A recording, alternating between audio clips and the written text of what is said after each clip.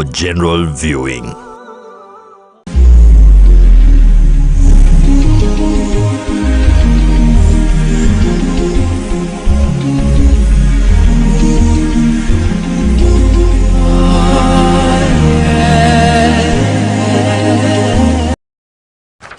Assalamu alaikum wa rahmatullahi wa barakatuh. Very good evening. My name is Faisal Kassim and welcome to Live Real Talk.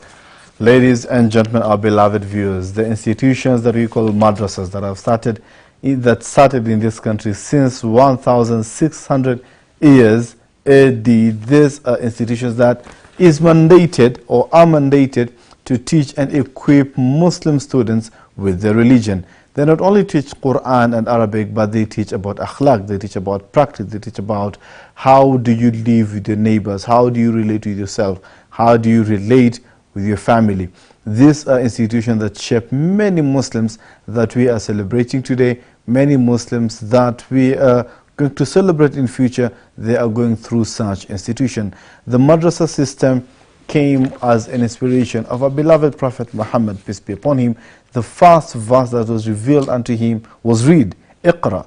Then the Prophet Muhammad, peace be upon him, was receiving Quran verse by verse, was giving a hadith, was giving traditions, was answering questions to people, was having several sit-ups, sallallahu alayhi wasallam, several sittings with his beloved companions to teach them. From that, books were written. From that, knowledge was transferred. And this descended up to the current day and age that we still have halakas in the masjid, but more than anything, so as to capture the young brains and the young minds, pre-primary education, we do have the madrasa system. It entered this country, Kenya, since 1600 years AD, and it has been in existence ever since.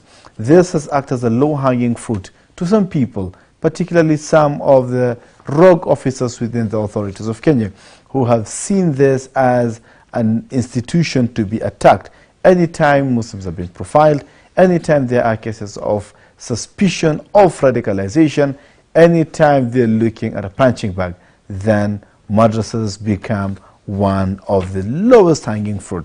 This has been witnessed by the recent events where the President of the Republic of Kenya, after setting aside the task force of trying to control the religious organizations, these rogue officers, they have moved ahead and started attacking madrasas. This is according to NAMLEF chairman, that is the National Muslim Leaders Forum chairman, Sheikh Abdullahi Abdi, during the press 2 weeks back here in Jamia. Let's listen to the clip and then we come back to the studio for the rest of the conversation. Ahmed. In today's age, and particularly for those of us who speak English language, and we think we are highly educated because we speak English language, we copy the Western culture, and whatever has come from the West is being seen as normal, and whatever has not come from the West is being seen as abnormal. So because of that, since Islam does not per se, fall on the line of Judeo-Christian culture, everything we do is being seen as being abnormal. In the same light, while the problem that has been caused right now, and we don't say it's the church, it is a person who claims to be a Christian, instead of focusing on the Christian churches, already agents of the government have started focusing on Muslim institutions. We have cases of whereby now most have been told that the call to prayer should be shut down. We have got letters written by assistant chiefs to madrasas telling them to come up and come back and prove that actually they are legality. These are not something we are going to sit down and take it. It's exactly what we were talking about earlier. It is pointing fingers to the wrong people, protecting the ones that have committed crime. So we have gone through this process over the last 15, 20 years when we're being accused of extremism. But today, while we don't support the case, the culprit is somebody who claims to be a Christian person. It is not the Christians that the focus is on. Already it is the Muslims that our fingers are being pointed at. And we are just cautioning that this should stop with immediate effect. Because we are here to fight for our country, to support religious beliefs, to support religious institutions, and to fight criminality wherever it takes place. Thank you so much, Aban, for that. But ladies and gentlemen, our beloved viewers back at home, all is not lost. Why? Because you do have the Muslim Education Council. This is an entity that has been the champion of Muslim rights for as far as education is concerned. And tonight, I am honored right here in studio to have the Vice Chairman of the Muslim Education Council, Dr. Ahmed Yusuf. Dr. Assalamu alaikum wa rahmatullahi wa barakatuh. Wa alaikum salam wa rahmatullahi wa barakatuh. How are you doing today? Alhamdulillah. It's an honor to have you tonight right here on the studio. Thank you. I'm very, very pleased to be here with you. Always joyful and jovial as always. Thank you so much. Alhamdulillah. Thank you. Thanks so much. Dr. Ali, the Madrassa, as we earlier said in the introduction, has been the lowest hanging fruit for some of these rogue officers within the authorities. They're seeing it as a punching bag, the lowest for that matter. Anytime there are cases of radicalization anywhere in this country, the madrasas, any other place in this country, gets to be the first one to be attacked. We saw in 2013 or 2014, I beg your pardon, in 2012, I beg your pardon, an incident happened in Mombasa, but again, madrasas in Northeast and in Nairobi were facing the heat, right? So madrasas has been on the forefront and have been attacked by some of the rogue officers within the education structure. You, as the Muslim Education Council, I'm sure you have taken note of these and are trying to put in place structures to see the end of such incidents. What are some of these structures? Thank you very much. We have done quite a lot of work. I think the major achievement that we have made is in the writing up of the curriculum, the Madrassa curriculum, which we worked very, very hard on and got it approved by the government. That Madrassa curriculum is now ready, and we are going to launch it very, very soon. That curriculum is a major achievement, and it's going to protect the madrasas from any of these rogue officers that you have been talking about. Because madrasas, once they follow this curriculum, they cannot be accused of radicalization, because the content, the objectives are all approved by the government. And the government is aware of this curriculum, and it is the one which the government has approved, the content is approved. So we want to urge the madrasas, the madrasa teachers, the madrasa organizers, the directors, the owners, to follow that curriculum. Immediately it is launched. A curriculum that was launched, Dr. I beg your pardon, I think 6-7 years ago, was handed over to the government? Yes. It was handed over to the government 6-7 years ago to the then Education CS, Dr. Fred Matiang'i. Yes. And we have not heard anything about it ever since. Yes, you're quite right. There have been some issues which we have been trying to solve. One of the major issue is the problem of the challenge of the examination and the assessment of that particular curriculum. And work has been going on behind the scenes. We have not just been sitting on it. Work has been going on, and we have done we've achieved quite a lot since that time. Thank you so much. Still going back to my previous question, in terms of protecting and registering these institutions, is it a mandate that Muslim Education Council has taken it upon itself to register and protect, accredit, and protect these institutions? We need to be quite aware that, first of all, education, basic education is compulsory in this country. And a parent who does not take their child to a school, a registered school, is committing an offense. True. In accordance with the Basic Education Act 2013. Yeah. Given that we have to be very, very careful, because there are some parents who start their children at madrasas, and if they don't go to school, they'll be committing an offense. The other issue is that the Basic Education Act defines a madrasa as a school.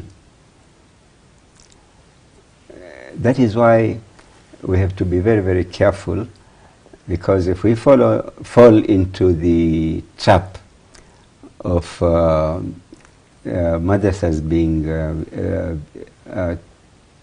taken up to the standards of school institutions, then we would be in a lot of trouble, because madrasas, many madrasas would fall below, and those could be closed.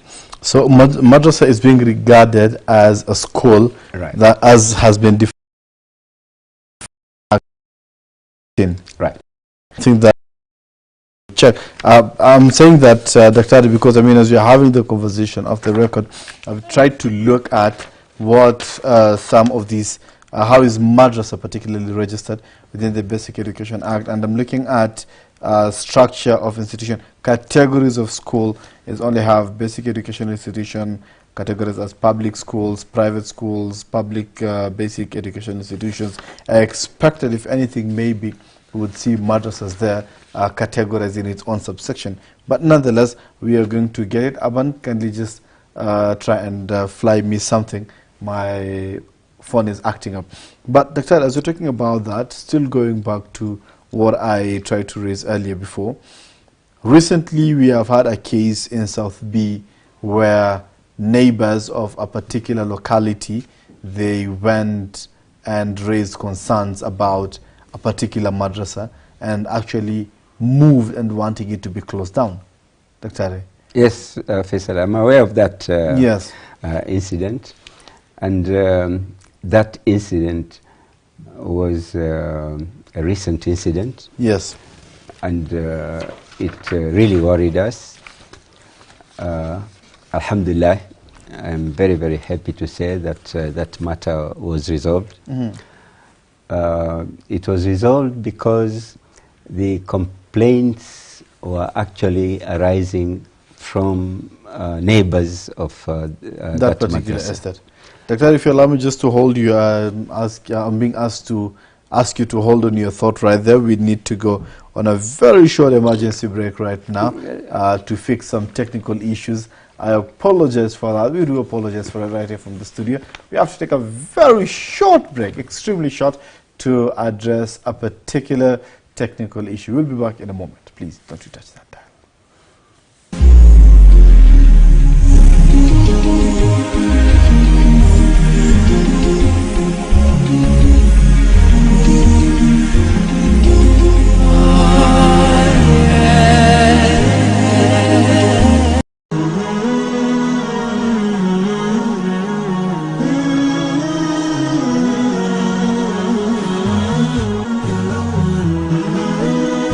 Horizon TV, the beacon for the nation. Verse of the day. أعوذ بالله من الشيطان الرجيم. بسم الله الرحمن الرحيم. وعباد الرحمن الذين يمشون على الأرض هونا وإذا خاطبهم الجاهلون قالوا سلاما والذين يبيتون لربهم سجدا وقياما والذين يقولون ربنا اصرف عنا عذاب جهنم إن عذابها كان غراما إنها ساءت مستقرا ومقاما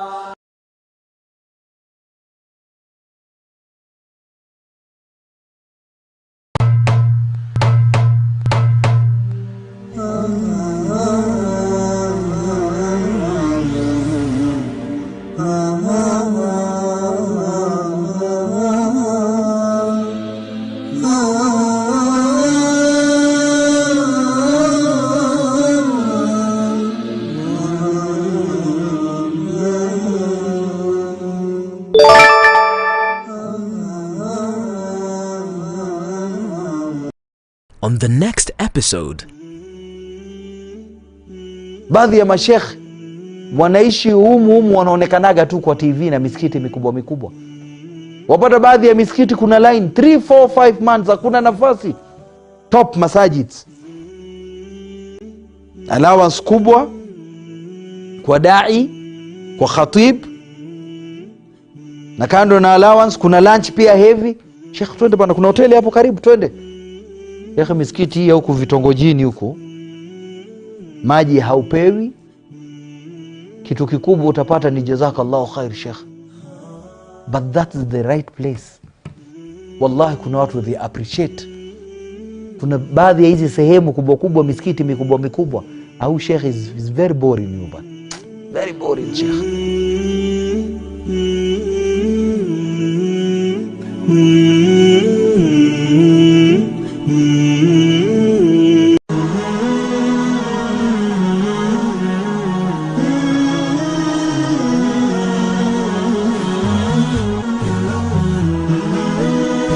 Horizon TV, the beacon for the nation.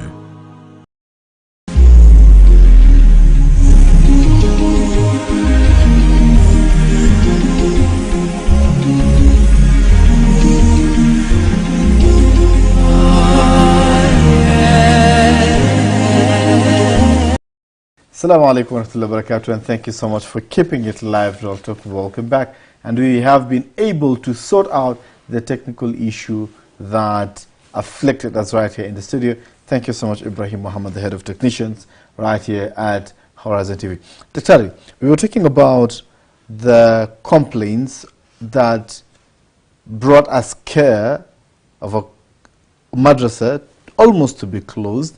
Why? Because neighbors raised an alarm and they wanted this madrasa particularly to be closed. How do you intervene as the Muslim Education Council? We did. The issue did not arise out of the Ministry of Education. It actually arose from the local administration. And they quoted the Basic Education Act and all that. Yeah. But they had no basis because madrasas had never been an issue in this country. Yeah. Simply because even though the Basic Education Act requires that the madrasas be regarded as schools, the regulations have not been made yet. Okay. They are still a work in progress. And we want to sensitize anybody who is involved with madrasas and gets trouble from either the ministry or from the local administration. Yeah. They should contact us, and we will take it up, because we are on the issue and we know where we are, and we are working on self-regulation, self-registration. We don't want the registration of madrasas to be done by the government, because the standards are known by us. Okay. The requirements are known by us. The subjects which are taught are known by ourselves. Yeah. And the teachers who are teaching in the madrasas, we can regulate them. So we are looking for self-regulation, we are looking for self-registration, and that is what we are working on. So you will be registering the madrasas yourself? Yes, that's what we are working on. And then you're going to develop the rules and the regulations for the madrasas to be registered? Develop the rules and regulations. And the good thing is that up to date, even though it is provided in the Basic Education Act, yes, the ministry, the cabinet secretary has not worked on the regulations yet.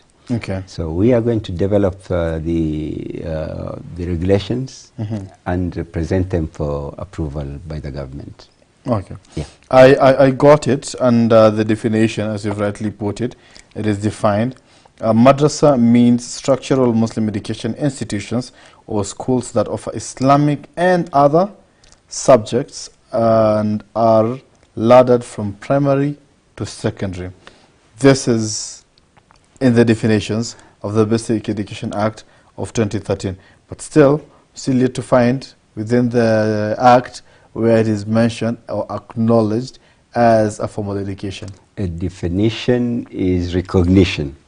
Once it is defined in the Act, that is recognition. Okay. So madrasas are actually recognized as schools. And if anyone wanted to go to the basics and said that a madrasa must follow the standards of any other school, Okay. then we have to intervene. Okay. Yeah, so the Muslim Education Council is there. We are going to sensitize the all concerned in madrasas on in this meeting which we are going to have on Saturday. On Saturday. Doc, you have mentioned about self-regulation, that you're going to ask or going to push or lobby from the government for you to regulate yourself. Does that include capacity building for the tutors and training of trainers or training of teachers who are supposed to, one, implement this curriculum once it is launched, and number two, basically run the madrasa affairs day to day? Yeah, this was programmed. The first step was to get the curriculum, because that is where you have to start. Once you have agreed on what is going to be taught, then now you have to work on the other issues, and the next one is books, which are to be used by the teachers. Yeah. Now, fortunately, we have worked on those ones, and we are very, very well ahead. The books are almost ready for publication. So once we launch the curriculum, we are going to launch together with the books, which are going to be used. You are quite right, Faisal, in talking about the training of the teachers. That is a must. And we are going to take a major step in the training of the teachers to bring them up to the standard that is required, so that they are trained in not only the content, but in pedagogics. Okay. Yeah. Okay. Dr. Sorry if I'm bombarding you with so many questions. Special needs is one item that has been captured in the Basic Education Act of 2013, Basic Education Act of 2019. It has something that has been recurred again. It has been brought up again, over and over and over again. And the Ministry of Education and the government by extension has put in a lot of emphasis on this. We have seen, or we have schools in this country, although they're still insufficient, but at least we have schools that cater for the children with special needs. We are yet to see madrasas or madaris, apart from one that is located in Isli. We are yet to see madaris that have facilities for those with special needs. Is this part of the plan as well? Definitely. When we were working on the curriculum, basic needs was, special needs was one of the basics that we were aware of, and we took care of that. Let me tell you that special needs education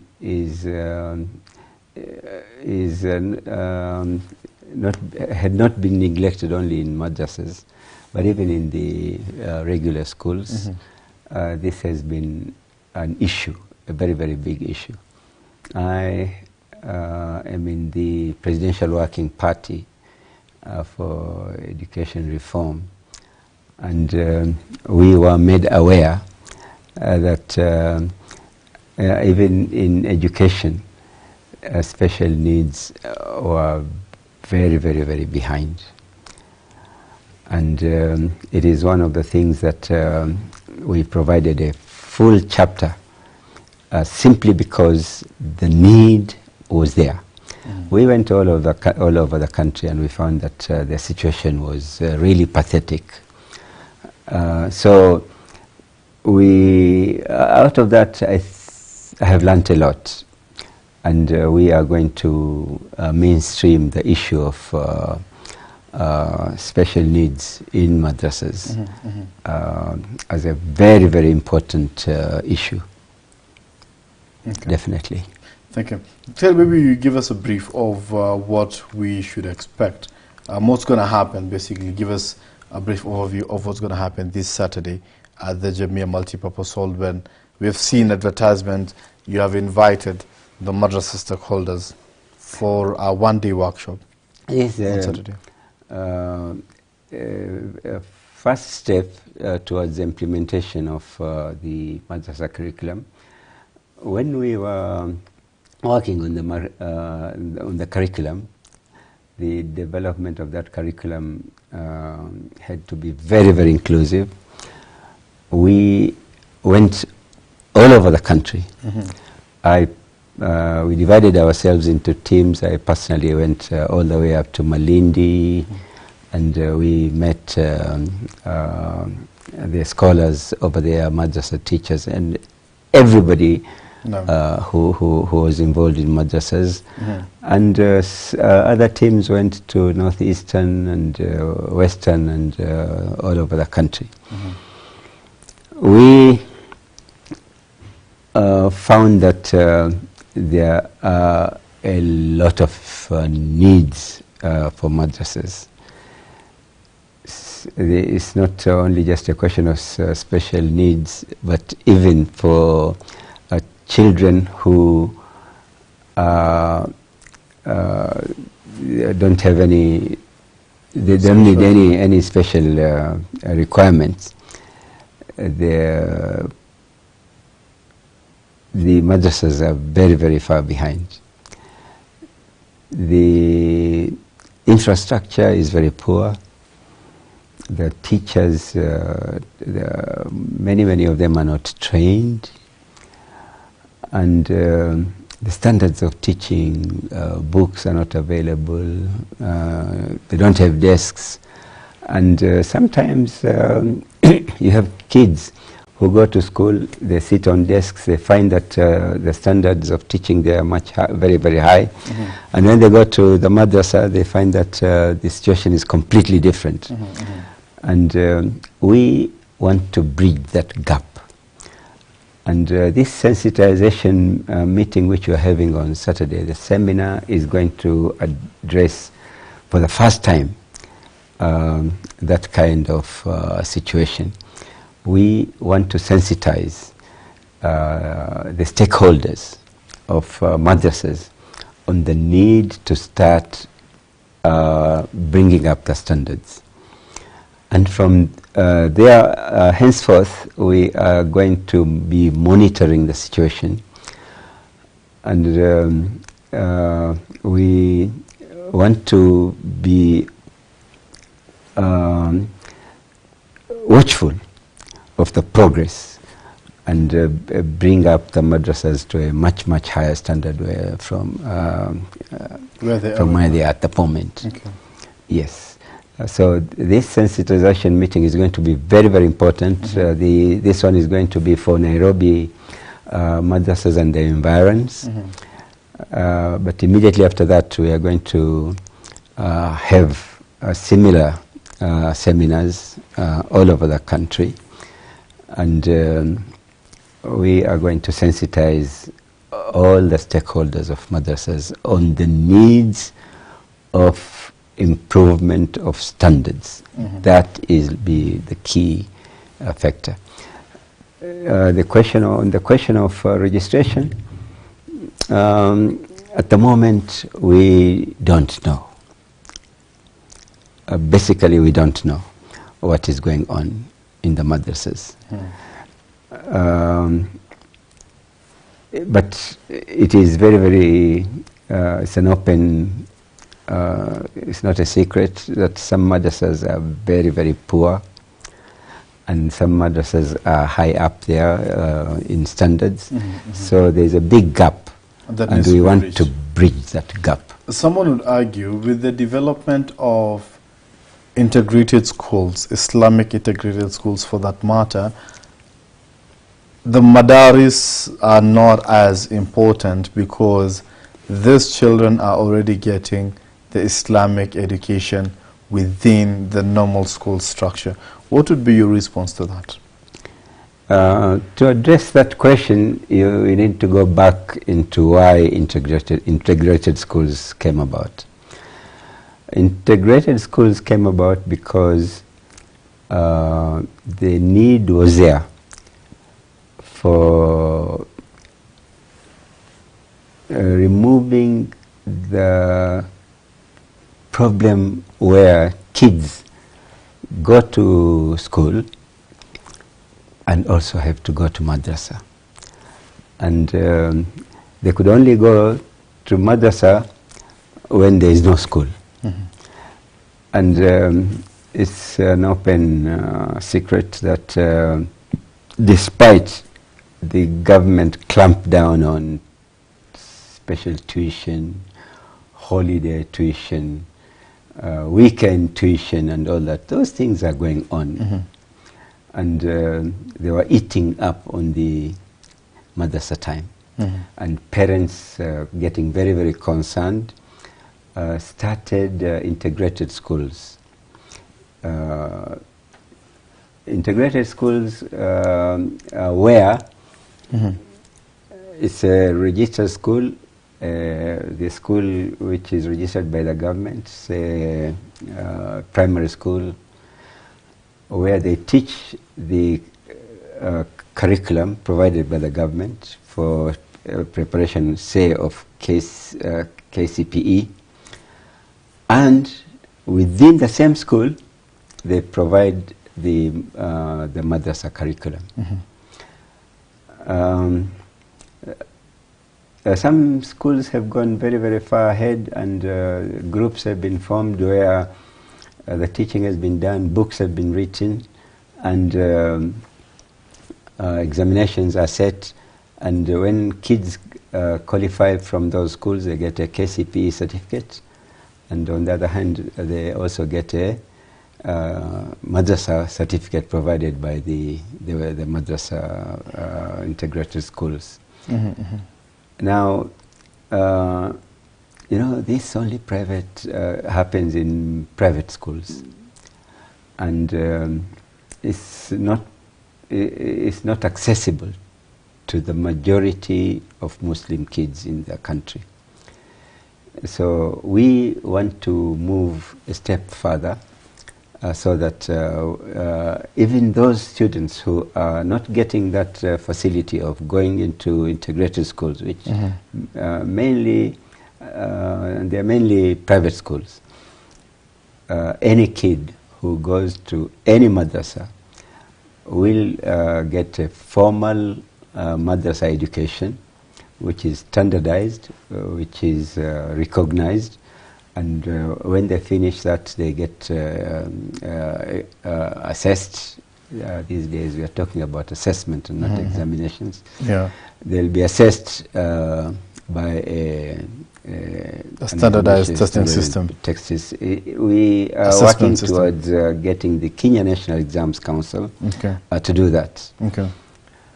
And then they can get a certificate. So will these syllabus then affect the current syllabus going on within the current integrated school system? No, not exactly. They could go in parallel, but the Kenya Madrasa curriculum is recognized by the government, and we very, very positive that the integrated schools will adopt that one. Thank you. Thanks so much. Dr. Within the 4 minutes that we have remaining, maybe you give us your parting shot and tell our viewers what then to expect looking at that camera. You tell our viewers then what to expect after the Saturday workshop. what should they expect for as far as madrasa is concerned in this country? Assalamu alaikum wa rahmatullahi wa barakatuh. I am addressing now with the permission of my producer. You are the producer or the director. On Saturday, we are going to have a sensitization seminar where we have invited stakeholders of madrasas from Nairobi and the environs, and I'm talking about areas like Kajiado, Machakos, and areas in the neighborhood of Nairobi. Please come along. We would like to impart information to you, discuss with you on the way forward. We want to discuss where we are and also the way forward. It is important that this meeting takes place because of the issues that we have just discussed, where some rogue officers can just pounce on any madrasa and start causing problems, like demanding the shutdown of such a madrasa. The Muslim Education Council is there. It's a recognized body by the government. It is in the Basic Education Act. We have the mandate to facilitate the registration of madrasas. We want to know you. We want to know what you're doing. We want to work with you so that we can bring you up to standard if you're not. And if you are, we want to use you as a role model so that the other madrasas can follow in your footsteps, so that we have madrasas which are up to date. I am looking forward that in the coming few years we are going to bring about a lot of change, and we want to work together with you. So you support us and we support you, so that we work on the child. The Muslim child is the most important, and we want to make sure that the Muslim child gets the best madrasa education in this country. Wow, thank you. Thank you so much. Thank That's very powerful. Thank you so much. Jazakallah khair. Well, folks, you've had it straight from the Vice Chairman, Dr. Ahmed Yusuf. He's a seasoned educationist, an amazing gentleman, an astute gentleman with acumen, his level of acumen for as far as education is concerned in this country. I'm telling you, if anything, I'm sure he has signed a couple of your KCPE certificates seated right here. This is just but an humble giant, ladies and gentlemen. May God bless him. On Saturday, the 8th of July, it is the date at the Jamia Multipurpose Hall, where educationists of madrasa system are going to be converging right here and discuss matters to do with their education and the whole madrasa system. Thereafter, we as a community, we just but can't wait to see the changes that will take effect thereafter. Until then, ladies and gentlemen, my name is Faisal Kassim, and thank you so much for keeping it live. Real Talk. See you next week, same place, same time. Assalamu alaikum wa rahmatullahi wa barakatuh.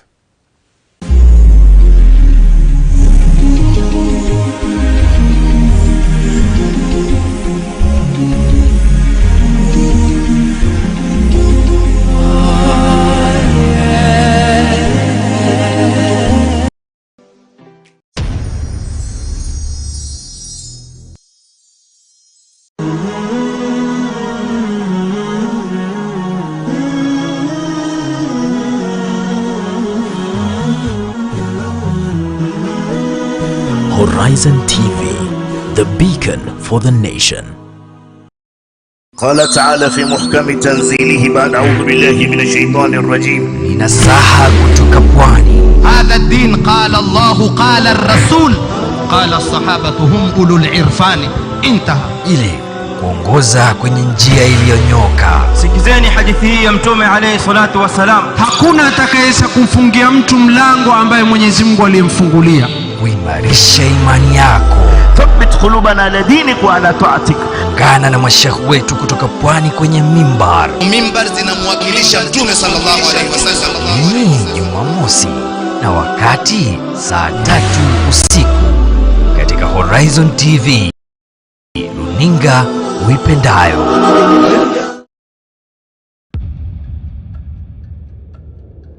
Wakati nilisilimu, hiyo picha iliweka kwenye YouTube.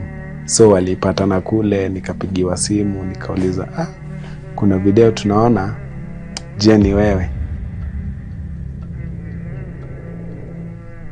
Ilinipa moyo. Siku give up.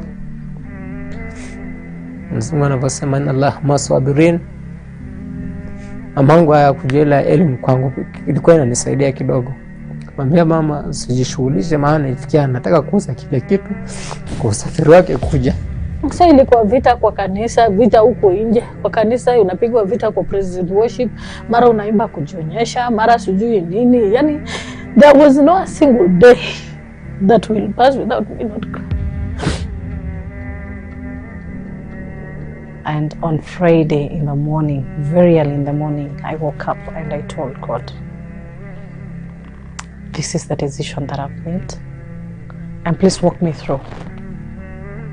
And let me never come back to that life that I've been living.